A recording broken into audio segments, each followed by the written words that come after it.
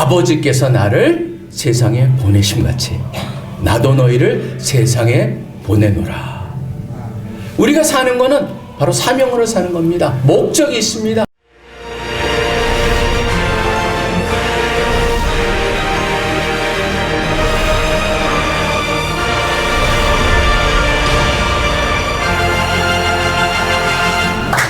할렐루야. 여러분 한 분 한 분을 예수 그리스도의 이름으로 축복하고, 오늘 특별히 부활절입니다. 주님 살아나셨습니다. 죽음을 이기셨습니다. 여러분 보면은 예수님 우리 왕이잖아요. 왕이 이기시고 돌아올 때 빈손으로 오지 않았어요. 옛날에 그게 특징이었습니다. 왕이 돌아오실 때는 백성들을 향해서 선물을 가지고 오셨어요. 부활의 선물은 너무 많아요. 많은 것을 세워볼 수가 있습니다. 근데 그 중에 하나가 사람들이 잊기 쉬운 것 하나가 있습니다. 받은 것 중에 너무나 많은 선물인데 그 하나 선물, 여러분 그 선물을 잠깐 설명드리기 위해서 제가 하나 비유를 드리겠습니다. 심리학자들이 보면은요, 동물원에 갇힌 동물들, 특별히 사자나 호랑이 같은 맹수들이 우리 안에서 그냥 어떻게 합니까? 왔다 갔다 해요. 그걸 보면서 그걸 갖다 동물을 영화에서 뭐냐면 zoo라고 얘기합니다. 동물원. 그 다음에 사이코시스라고 하는 단어는 바로 정신병이라는 단어를 두 개를 합해서 그걸 주코시스라고 얘기합니다. 주코시스를 보면서 왜 동물 우리 안에서 왔다 갔다 할까? 목적이 전혀 없어요. 여러분 만보 운동하는 거 아닙니다. 그냥 거기서 왔다 갔다 해요. 목적도 없습니다. 왜 하는지도 모릅니다. 그러면서 반복적으로 왔다 갔다 합니다. 근데 여러분 그 모습을 보면서 심리학자들이 뭘 보는지 아십니까? 대부분의 인간이 그렇게 살아요. 이 세상에서 왜 그렇게 열심히 사는지도 몰라요. 아침에 일어나요. 그 만원 버스, 만원 지하철을 타고 직장을 가요. 거기서 하루 종일 시달리다가 가기도 싫은데 요새 젊은이들이 제일 싫어하는 게 뭡니까? 회식이에요. 거기 끌려가요. 가가지고 있어요. 술 취해가지고 집으로 와요. 쓰러져 자요. 아침에 또 일어나서 그걸 해요. 뭡니까 여러분? 다람쥐 쳇바퀴 돌듯이 왜 그러는지도 모르고 무엇을 위해서도 그러지 모르고 그렇게 살아간 인간들이 가득한 이 세상에서 주님의 부활이 주신 가장 중요한 것 중에 하나가 뭔지 아십니까?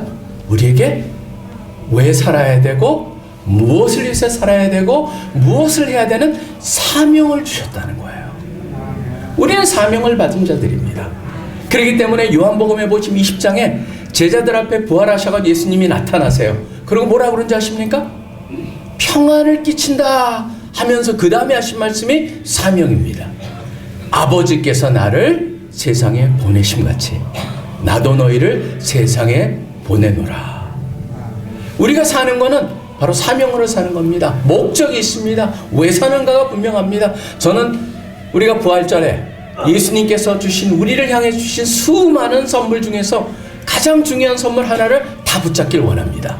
그건 바로 뭐냐면 우리가 이 땅에 보냄을 받았다는 것이고, 바로 그렇기 때문에 우리가 사는 순간순간을 어떻게 살아야 될 것인가 다시 한번 마음에 기억하는 시간이 되기를 소원합니다. 그래서 오늘 말씀을 잡은 게 바로 누가복음 5장이었습니다. 누가복음 5장을 보면은 예수님께서 어떤 사명인가를 실질적으로 핵심을 가르쳐 주시고 그 핵심을 보이시는 모습이 누가복음에 연달아 나옵니다. 대부분 이 사건 하나하나는 각자 따로따로 보아도 너무나 귀중한 메시지가 나옵니다. 그렇지만 저는 그 사건을 갖다 한번 같이 연결해서 이 사명이라는 눈으로 한번 보고자 합니다. 첫 번째 사건이 바로 뭐냐면 5장 3절부터 시작되는 그 말씀입니다.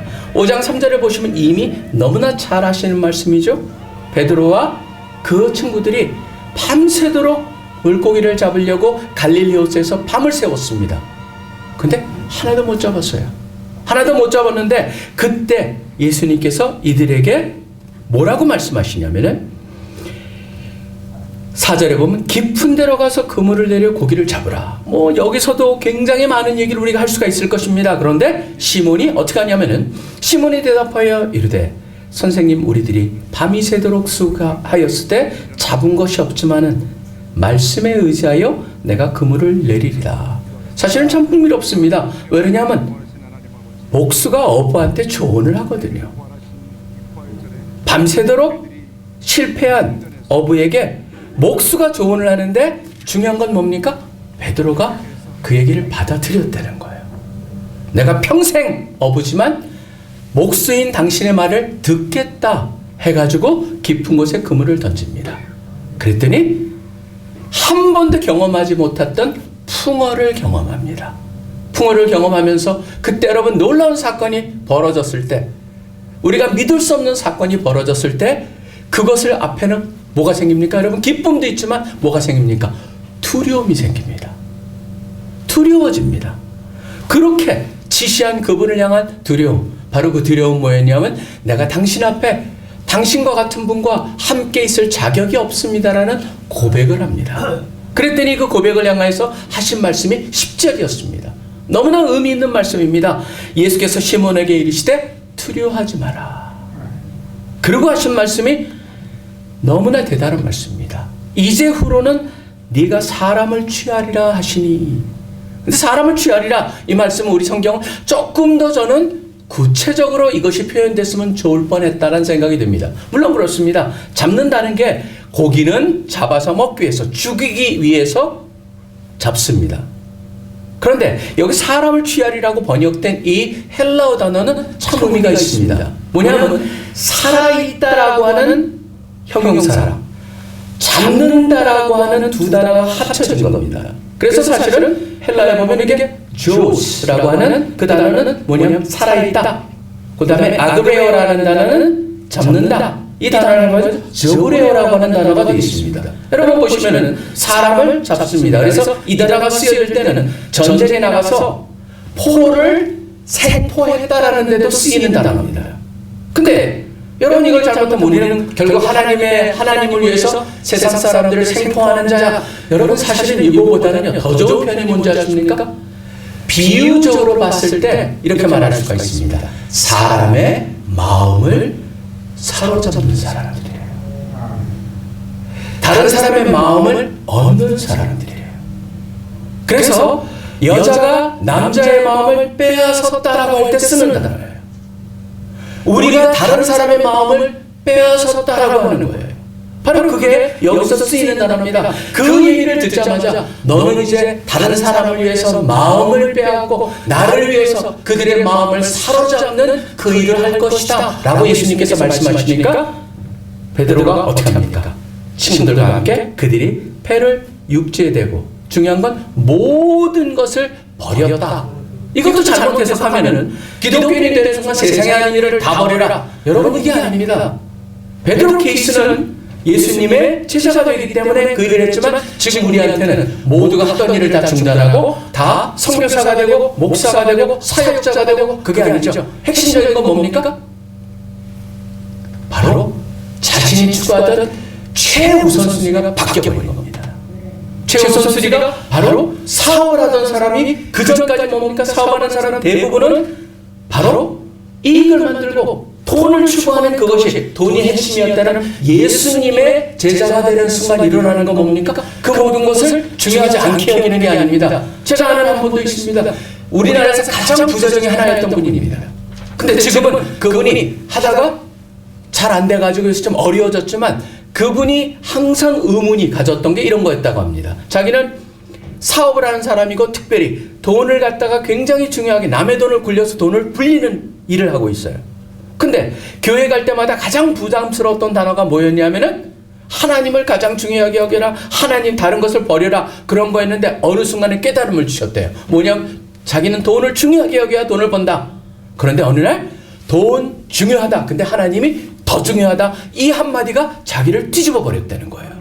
바로 뭐냐면 하던 모든 것들은 다 합니다. 그런데 그 하는 일이 그것이 초점이 아니고 이것을 하기 위해서 이것을 하게 되는, 바로 그 일이 일어났다는 것이죠. 지금 뭐냐면요, 우리가 하나님께서 우리를 세상에 보내는 사명을 주셨을 때 무슨 일이 일어나냐면 그 사명을 이루기 위해서 여러분이 하시는 모든 것들이 바로 그 사명 안에 밑에 그것을 위해서 하시는 모든 일에 새로운 의미가 더해졌다. 목적이 바뀌어버렸다는 겁니다. 바로 그 마음을 얻기 위해서 이제 베드로는 살아갑니다. 여기서 첫 번째 우리가 배워야 될 건 뭡니까? 나도 다른 사람의 마음을 주님을 위해서 얻는, 빼앗는 사람이다. 그럼 어떻게 빼앗을 것이냐라고 하는 게 중요할 것입니다. 어떻게 사람들의 마음을 빼앗습니까? 여러분, 거기에는 바로 예수님이 그 다음에 사건을 통해서 보여주신 게 있습니다. 뭔지 아십니까? 그 사람의 마음에, 그 사람의 눈높이에 맞추는 거예요. 그게 바로 그 다음에 나오는 사건입니다. 그 다음 나온 사건을 12절을 보시기 바랍니다. 12절을 보면 예수님께서 한 동네를 들어갑니다. 그랬더니 거기서 갇히고 있는데 온몸에 나병 들린 사람이라고 우리 성경에 되어 있지만, 성경을 보면 모든 피부병은 하나님께서 혹시라도 전염이 될까봐 거기에 다 겉에 드러나는 피부병이 있는 사람은 사람 근처에 오지 못하게 다 만들어놨습니다. 이 사람들은 어떻게 합니까? 단순히 다른 사람하고 같이 못 사는 정도가 아닙니다. 이 사람은 특별한 사람이었습니다. 어떤 특별함이 있냐면은 바로 다른 사람하고 떨어져 살아야 되다 보니까 정상적인 사람이 멀리서 오면 이 사람은 외쳐야 되는 요건이 있습니다. 이걸 안 하면은 이 사람은 돌에 맞을 수가 있습니다. 뭐냐면은 나는 더러운 사람입니다. 더러운 사람입니다. 외치는 거예요. 그래서 다른 사람이 자신이 더럽기 때문에 가까이 오지 못하게 해야 되는 의무가 있어요. 근데 그런 사람이에요. 근데 그런 사람이 예수님이 계시다는 것을 보면서 어떻게 합니까? 예수님을 보고 엎드려 구하여 이르되 주여 원하시면 나를 깨끗하게 하실 수 있나이다 하니. 여러분, 여기에 보면 우리가 잊지 말아야 될 거는 그렇게 외쳐야 되는 사람이 그 상황을 자기가 돌에 맞을 수 있음에도 불구하고 그것을 뚫고 예수님 앞으로 다가왔다는 겁니다. 여기에 보면 이 사람의 믿음의 용기가 있습니다. 그리고 와서 얘기합니다. 주님이 원하시면 철저히 주님의 주권에 의지하여서 요청을 합니다. 그랬더니 여기에 보면 놀라운 일이 일어납니다. 예수님은 바로 우리에게 중요한 교훈 하나를 가르쳐 주십니다. 그 사람의 마음을 정확히 거기에 눈높이를 맞췄습니다. 여러분, 예수님 어떻게 하십니까? 손을 내밀어 그에게 대셨다라고 되어 있습니다. 여러분, 여기에 보면 참 많은 의미가 있습니다. 저는 예수님이 그 문둥병에, 나병에 걸렸던 그 사람을 향해서 만졌다는 건 뭐냐면요, 예수님이 만져야 낫는 게 아닙니다. 다른 데 보면은요, 그냥 말로만 하셔도 낫습니다. 어느 때는요, 함께 있지 않아도 나을 수가 있습니다.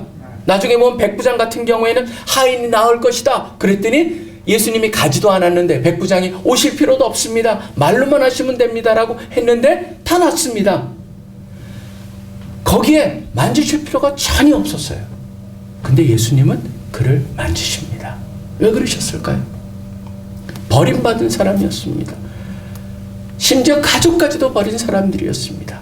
이 사람은 오랫동안 자신이 그 병을 겪으면서 경험하지 못했고, 그 다음에 가장 그리웠던 건 뭐였을까요? 사람의 만짐이었을 것입니다. 예수님은 그를 만지십니다. 저는 피부병이, 그 나병이, 문둥병이 고쳐진 것보다 더했던 것은 바로 뭐냐면 그 사람의 깊은 곳에 있었던 그런 심리적 상태, 그 상처, 그것을 갖다 어루만져 주시는 예수님을 봅니다. 그뿐만이 아닙니다. 거기에 머무르지 않습니다. 제사장한테 보이라고 합니다. 여러분 보시면 혼자 그렇게 떨어져 살면 경제 활동도 불가능합니다. 그렇지만 예수님은 고쳐주시고 와서 제사장한테 나은 걸 보이고 이제는 뭡니까? 경제 활동도 시작할 수 있게 만들고, 더 나가서 종교 활동도 시작하게 만드는 예수님을 보여주십니다. 거기서 뭐를 보냐면 결국은 다른 사람의 눈높이에 맞춰서 그들의 필요를 갖다가 이해하시고 필요를 채워주시는 예수님의 모습을 보게 됩니다. 결국 우리도 그런 사람들입니다. 바로 다른 사람의 눈높이에 맞춰서 그들의 필요가 무엇인가, 우리가 원하는 것을 주는 게 아니고 그들이 느끼는 필요를 채워주면서 그 마음을 주님을 향해서 빼앗는, 그것이 바로 우리 믿는 사람의 역할이라는 것이죠. 그리고 다음 사건을 봅니다. 그 다음 사건은 한 걸음 더 나갑니다. 단순한 눈높이만 맞추는 것이고 그들의 필요만 채워주는 것이냐? 아닙니다. 17절을 보시면은 또 가르치고 계십니다. 갈릴리의 강 마을과 유대와 예루살렘에서 온 그런 사람들에서 그곳에서 온 바리새인과 율법 교사들도 앉아 있습니다. 거기에. 근데 예수님께서 병을 고쳐주는 상황이었던 것 같습니다. 병을 고치는 주의 능력이 예수와 함께 하더라. 너무 사람들이 병 고침을 받기 위해서 모인 사람들이 너무 많다 보니까 중풍병자 한 사람을 갖다 침상에 메고 와서 예수님께 가까이 가려고 했는데 갈 수가 없었습니다. 그렇기 때문에 그 당시 지배 형태를 보면은 옆에 옥상으로 올라가는 계단이 있습니다. 그 올라가가지고 그 위에서 지붕을 뜯고 지금 그 침상에 중풍병자를 내리는 모습이 나와 있습니다. 그래서 한 중풍병자를 사람들이 침상에 메고 와서 예수님 앞에 들여놓고 자였으나 무리 때문에 메고 들어갈 길을 얻지 못한지라. 그래서 지붕에 올라가 기와를 벗기고 병자를 침상 채 무리 가운데 예수님 앞에 달아내리니 그 다음이 이제 또 전개가 되는데 여기서도 중요한 사람의 마음을 얻는 궁극적인 것이 무엇이고 우리가 그들의 필요를 맞춰주면서 궁극적인 무엇인가를 가르쳐주고 계십니다. 20절에 보면 예수님께서 그들의 믿음을 보셨습니다. 이걸 가지고도 우리가 많은 얘기를 할 수가 있을 것입니다. 계속적으로 그렇습니다. 여기에 보면 뭐였습니까? 베드로도 믿을 수 없었으나 그 말에 믿음을 가지고 그물을 던졌고 중풍병자도 믿음으로 자기가 고쳐질 그 기대를 가지고 예수님께 다가왔고 여기서도 그들의 믿음 때문에 침상을 갖다가 지붕을 뚫고 침상을 내렸던 그것을 보시고 예수님께서 그 다음에 뭐라고 얘기하십니까? 이 사람아 네 죄사함을 받았느니라 라고 말씀하십니다. 여러분 이 말을 듣고 제일 황당했던 사람 하나가 있는데 그 사람들의 얘기는 여기 나와 있지 않습니다. 무슨 얘기만 나오냐면 서기관과 바리새인들이 생각하게 돼 이 신성 모독하는 자가 누구냐? 그래서 어떻게 감히 죄를 용서해 줄 수 있다고 말할 수 있느냐라고 하는 신학적으로 접근을 합니다. 근데 제일 황당한 사람 중에 일부는 누구겠습니까? 그 억지로 지붕 뚫고 거기다가 자기 사랑하는 친구를 고쳐줄 거라고 내린 그 사람들이었을 겁니다. 그 사람들은 뭐지? 지금 우리는 위험을 감수하고 이거 다 나중에 고쳐줘야 되는 그런 경제적인 모든 것도 감수하고 이것을 했는데 결국 하는 게 죄를 사해 주는 거야? 라고 하는 생각. 왜냐하면 그건 확인이 되지 않잖아요.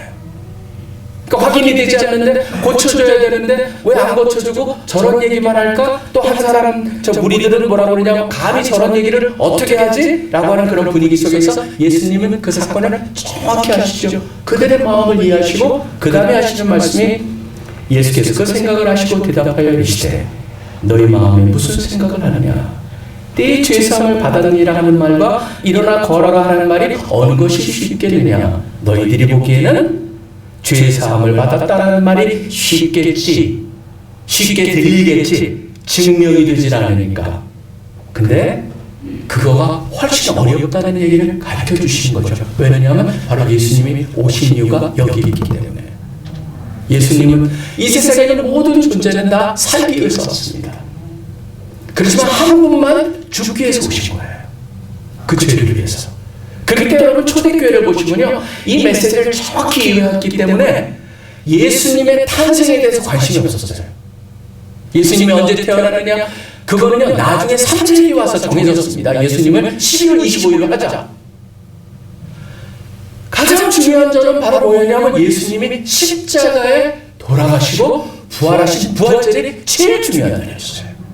여러분 보시고 왜 그렇습니까? 궁극적으로 뭐를 보여주냐면 예수님이 오신 목적은요 바로 우리의 죄사함을 통해서 우리를 대신 우리의 죄를 짊어지고 십자가에 돌아가시고 그걸 해결하셔서 우리로 하여금 예수님과 같은 예수님과 함께 하나님과 영원히 거하게 하는 그것이 목적이었기 때문에 그렇죠.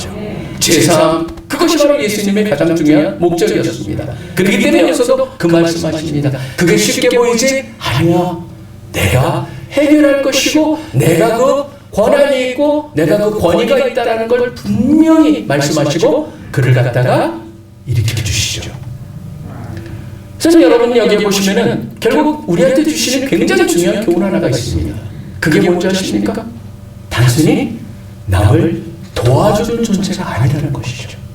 우리는 그들의 마음을 읽고 그들의 필요를 알고 그들의 그 필요를 맞춰주면서 마음을 얻어서 궁극적인 건 뭐예요? 마음을 얻는 데 초점이 있지 않습니다. 궁극적인 건 뭐냐면 그들이 하나님을 만나서 하나님이 하시고자 하고 예수님을 통해서 보여주시고 베풀어 주신 죄사함을 경험하게 만드는 것, 결국 그것이 가장 중요하다고 하는 겁니다. 그렇기 때문에 늘 우리 CC에서 강조하는 게 있습니다. 젊은이들한테 왜 하나님께서 두 손을 줬느냐? 이것도 우리의 이거랑 비유를 따져야 된다. 사랑을 줘야 된다. 그렇지만 다른 손에는 복음을 함께 줘야 된다. 복음과 사랑을 주는 양손 선교라고 하는 것을 기억하자. 사실 그 속에서 저희가 북쪽을 많이 도왔습니다. 저도 제가 98년도에 한국에 들어왔는데 98년도에 저는 싱가포르에 살다가 신학교에 있다가 김동훈 목사님께서 이제 들어와가지고 한국 CC를 도우라 그래서 제가 들어오게 됐습니다. 들어와가지고 제일 먼저 한 게 바로 뭐였냐면 북쪽 돕는 거였습니다. 바로 잘 아시다시피 고난의 행군을 갖다가 90년대 보내면서 먹을 게 없었고 그러니까 다양한 것을 보냈고 그때도 제가 알기로도 15개에서 굉장히 엄청난 양식들과 그런 것들을 북쪽으로 보낸 걸 잘 알고 있습니다. 근데 그런 가운데 우리도 고민을 했습니다. 무엇을 보내느냐 이것저것 저희도 따라 보냈지만 학생들이 힘을 모아 살 수 있는 건 굉장히 제한이 있었습니다. 그렇기 때문에 우리가 조금 그냥 먹는 걸로 끝나는 것이 아니고 그 다음에 이들한테 궁극적으로 오래 갈 수 있는 길이 무엇이겠느냐. 그리고 연구를 한 끝에 국제 CC랑 함께 연구를 해가지고 저희가 만든 프로젝트가 바로 북한 저염소 보내기 운동이었습니다. 저염소를 왜 보내느냐? 바로 저염소를 보내려고자 했던 이유 중에 하나는 우유 어려서부터 안 먹던 사람은 바로 이 유당이라고 하는 것을 소화를 못합니다. 그래서 락토스 인톨러런스라서 먹으면 다 설사를 하게 됩니다. 그렇기 때문에 어려서부터 우유를 못 먹고 자라났지만 단백질 공급원이 될 수 있는 게 무엇일까 알아봤더니 인간의 젖에 가장 가까운 게 바로 젖염소였습니다. 염소젖이 인간한테 가장 가까운 거였습니다. 그렇다면 우리가 저염소를 보내다. 그리고 저염소를 보내고자 해서 북쪽을 들어가서 제가 방문을 해봤더니 더 이상 북쪽은 계단식으로 산을 다 깎아버려가지고 좋은 흙들이 다 떨어져 버렸어요. 풀도 자라지 않습니다. 완전히 민농산입니다. 이걸 어떻게 합니까? 그래가지고 또다시 국제시장 회의해가지고 전 세계에서 그런 데서 산소화된 데서 살 수 있는 풀들을 조사했습니다.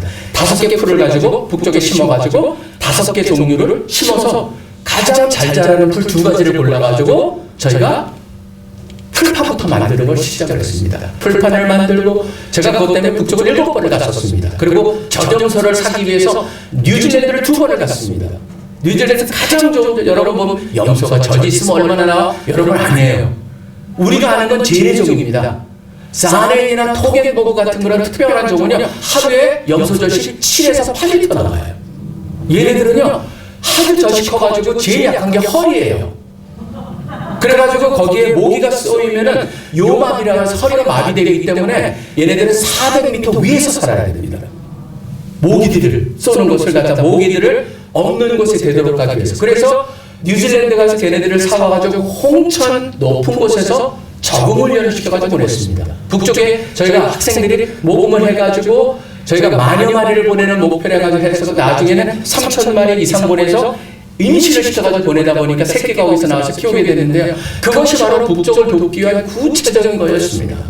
사실은 그걸 했지만 잘 아시다시피 이제 이명박 대통령 그때가 되면서 여러 가지 오이사조치 뭐니 해가지고 이제 북쪽과 관계가 굉장히 힘들어졌고 그전까지만 해도 저는 북쪽을 갖다 계속 돕기 위해서 갔었습니다. 진짜 이분들을 갖다 복음으로 어떻게 간접적으로 좋을까? 저는 목사인 걸 분명히 알기 때문에 제가 가면은 늘 그렇습니다. 식사하기 전에도 목사 선생님 기도 좀 해주시오. 그러면 제가 기도하면서 같이 식사하고 여러분 그런 일들을 해봤었는데 사실 그게 힘들어졌었습니다. 근데 한 가지 굉장히 중요한 기회가 왔었습니다. 뭐냐 하면은 어려운 상황 속에서 탈북인 바로 세터민들이 우리나라에 생기면서 그 중에 저희는 대학생들을 사역하다 보니까 대학생들이 있었고 그 대학생들 중에 상당수가 거기에 접근하는 사람들이 통일교라는 걸 알게 됐습니다. 통일교에서는 무조건 한 달에 일정량의 돈을 주면서 아무것도 안 하다가 마지막에 졸업할 때 통일교가 갖고 있는 기업으로 취직을 통해서 그들의 마음을 뺏어버리고 인생을 뺏어버린다는 얘기를 제가 들으면서 기도를 시작했고, 그때 제가 몇 분 목사님을 뵀는데 그 중에 가장 앞장서셨고 거기에 동의하신 목사님이 이영훈 목사님이셨어요. 그래서 이영훈 목사님하고 또 저기 광림교회 김정성 목사님 몇 분이 지금 이게 상황이 이런데 우리 뛰어난 학생들을 우리가 잘 신앙교육을 시켜서 우리가 통일을 준비해야 되지 않겠습니까? 그 마음으로 시작을 했어요. 근데 여러분 지금은 50여 명이 넘습니다. 진짜 뛰어난 학생들입니다. 목숨을 걸고 오니까요, 이들은 사선을 넘어봤던 사람들입니다. 사선을 넘어봤기 때문에 기회가 주어지면요, 공부하는 정도가 죽음을 각오하고 공부를 합니다. 그러다 보니까 그 학생들 중에 이미 5명이 미국 가서 공부할 수 있는 풀브라이트 장학생 5명이 지금 공부하고 있습니다. 공부하고 있고 진짜 거기에는 뛰어난 학생들이 너무나 많았고, 이들한테 근데 저희가 요구한 건 딱 하나였습니다. 뭐냐면 우리한테 빚진 거 너희들은 하나도 없다. 바로 하나님한테 너희가 빚을 졌고, 중요한 거는 바로 뭐냐면 통일이 되면은 이제 그 북한의 재건을 위해서 너희들이 최소한 하던 일을 다 관두고 1년 이상은 헌신해달라고 하는 그 2가지였습니다. 그 가운데서 이들의 신앙이 자라고 깊어지고 그것을 참 경험하고, 또 우리 이번에도 실업인 회에서 또 그 학생들을 또 여러 명을 더 지원을 해가지고 그 숫자가 커지는데, 사실 그 중에 하나는 여러분이 나중에 매스컴에서 들으실 겁니다. 제가 누군지 얘기를 안 하겠습니다. 그 중에 한 사람은 지금 미국에서 박사학위 거의 끝나가지고 지금 요번 새로운 정부에서 가장 중요한 특별 보좌관으로 들어갑니다. 왜냐하면 외교관계 영어도 굉장히 잘하고 중국말도 잘하고 그 다음에 한국말은 당연히 잘하고, 그렇기 때문에 하나님께서 그렇게 쓰시는 걸 보게 됩니다. 여러분, 제가 왜 이 말씀을 드립니까? 사실 얼마나 소중한지 모르겠습니다. 늘 감사하게 생각을 합니다. 저희가 부족하지만 하나님께서 이렇게 쓰실 기회를 주시고 삶의 이유를 주시고 사명을 주시고 목적을 주시고 또 그 필요를 보게 해주시고 그 필요에 눈높이를 맞춰서 그 필요를 채워주면서 그들의 마음을 얻어서 하나님으로 향할 수 있게 하여 주신 그것이 우리는 거기에 도구가 되었다는 것. 여러분 보시면 성경에는 그런 얘기가 너무나 많이 나옵니다. 아브라함에게도 축복을 주시면서 무슨 말씀하십니까? 네가 축복의 근원이 되고 축복의 통로가 될 것을 얘기하거든요. 우리도 마찬가지입니다. 하나님께서 우리에게 너무나 많은 선물을 주셨습니다. 우리한테 감사할 일이죠. 그렇지만 우리만을 위해서 주신 선물이 아닙니다. 이제 그 선물을 나누는 자들이 되어야 되고 통로가 되어야 되고 바로 그 근원이 되는, 제가 저희 집안 전체에서 첫 번째 기독교인입니다. 제가 기도하는 것은 주님, 저로부터 시작한 이 신앙의 유산이 하나님께서 약속하셨듯이 천대에 이르러까지 그 은혜가 차고 넘치며 훌륭한 하나님을 섬기는 하나님께 영광을 돌리는 그런 자손들이 태어나게 하여 주시옵소서. 동일한 기도를 드리시고 기대하시는 여러분들 되시기를 간절히 축원합니다. 주님 부활하셨습니다. 우리에게 삶의 의미를 주셨습니다. 사명을 주셨습니다. 목적을 주셨습니다. 그것에 참여하면서 여러분의 마음에 기쁨이 충만하실 것이라고 확신합니다. 여러분 모두에게 그 부활하신 하나님의 그 특별한 축복을 경험하시는 어느 때보다도 의미 있는 부활절 주일이 되시기를 간절히 축원하고 기도합니다. 이 시간 한번 우리가 주여 외치시고 여러분이 한번 기도를 함께 하길 원합니다. 그렇습니다. 주님, 지금 제가 받은 축복 저만을 위한 것이 아니고 이제 그것을 통해서 다른 사람의 눈높이에 맞춰서 다른 사람의 필요를 읽고 그들의 마음을 주님을 향해서 빼앗을 수 있는 그런 삶이 저에게 있기를 원하고, 그것을 원하는 저의 그 갈망함이 있기를 소원하고 그 일이 이루어지기를 소원하고, 우리를 통해서 우리 집안을 통해서 우리 자녀들을 통해서 영광받아 주시옵소서 라는 그 기도를 우리가 주여 한번 외치고 같이 기도하겠습니다. 자, 외쳐봅니다. 주여!